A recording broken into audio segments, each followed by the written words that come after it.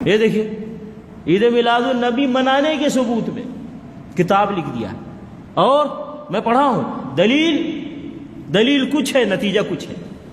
دیکھیے دلیل کچھ ہے اور نتیجہ کچھ ہے. دلیل صحیح ہے نتیجہ غلط ہے. یہ دیکھیے دلیل کیا دیتے عید میلاد النبی کی دلیل دے رہے. دیکھیے حضور صلی اللہ علیہ وسلم مدینہ تشریف لائے تو وہاں کے یہودیوں کو عاشورہ کا روزہ رکھتے ہوئے دیکھا تو ان سے دریافت فرمایا کہ تم عاشورہ کا روزہ کیوں رکھتے ہو؟ انہوں نے کہا کہ یہ دن نہایت مقدس ہے، مبارک ہے. اسی دن اللہ نے فرعون کو غرق فرمایا اور موسیٰ کو نجات بخشی اور ہم تعظیماً اس دن کا روزہ رکھتے ہیں. حضور صلی اللہ علیہ وسلم نے فرمایا ہم موسیٰ کا دن منانے میں تم سے زیادہ حقدار ہیں. ٹھیک ہے حدیث صحیح ہے، کوئی اختلاف نہیں. اب نتیجہ دیکھو بس حضور صلی اللہ علیہ وسلم نے خود بھی روزہ رکھا، صحابہ کرام کو روزہ رکھنے کا حکم دیا. معلوم ہوا اب یہاں فراڈ کر رہا ہے یہ مولوی، یہاں فراڈ کر رہا ہے. جس دن اللہ کی کسی خاص نعمت کا نزول ہو یا کسی مصیبت سے نجات ہو، نہ صرف اس دن بلکہ ہر سال اس تاریخ کو اللہ کا شکر ادا کرنا چاہیے. ابھی نبی صلی اللہ علیہ وسلم نے روزہ رکھا، صحابہ نے روزہ رکھا، آج تک مسلمان روزہ رکھ رہے ہیں. کیا یہ دلیل نبی صلی اللہ علیہ وسلم کو سمجھ نہیں آئی؟ نعوذ باللہ. صحابہ میں کسی کو سمجھ میں نہیں آئی، کسی امام کو سمجھ میں نہیں آئی، کسی محدث کو سمجھ میں نہیں آئی کہ اس سے دلیل نکال کر کے عید میلاد النبی منائے اور منوائے. دیکھ رہے ہیں اس طرح دھوکہ دیتے ہیں، کہتے ہیں جی ہمارے امام کے پاس بھی دلیل ہے. یہ ایک دلیل ہے نا. اور دوسری دلیل دیتے ہیں. حضور صلی اللہ علیہ وسلم سے پیر کو روزہ رکھنے کے بارے میں سوال کیا گیا. آپ نے فرمایا اس دن ہی میں پیدا ہوا ہوں، اس دن میں پیدا ہوا ہوں اور اسی دن مجھ پر نبوت نازل ہوئی. تو نبی علیہ السلام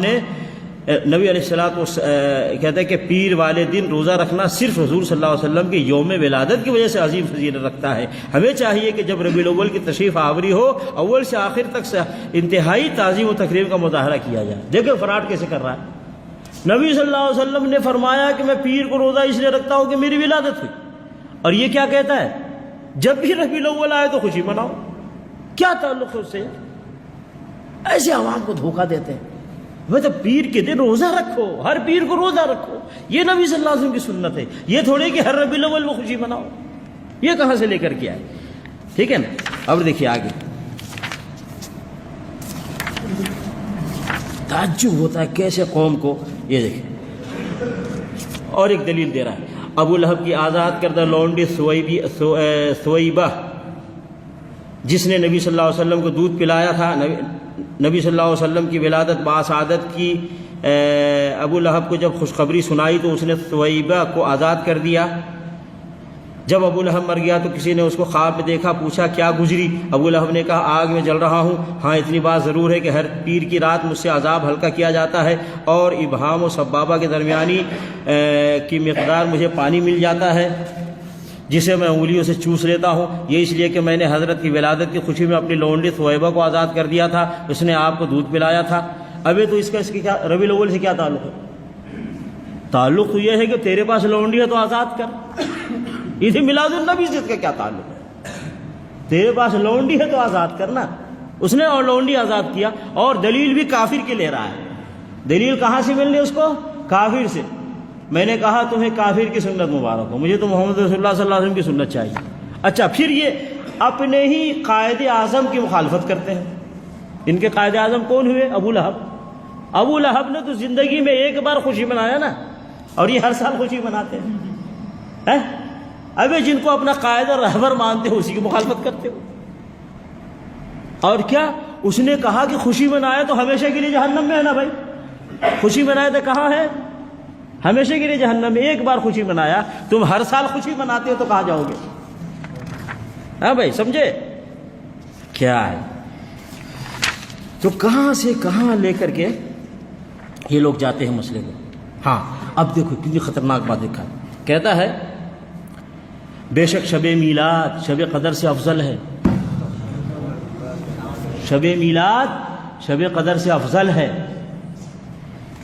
وجہ بتا. اس لیے کہ شب قدر حضور کو عطا کی گئی جبکہ شب میلاد خود آپ کے ظہور کی رات ہے.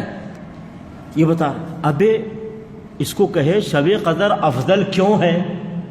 کس نے کہا شب قدر افضل ہے؟ کس نے کہا؟ اللہ نے فرمایا بھائی لیلۃ القدر خیر من الف شہر. قرآن مجید میں آیت ہے، اللہ نے فرمایا کہ لیلۃ القدر 1000 رات سے افضل ہے۔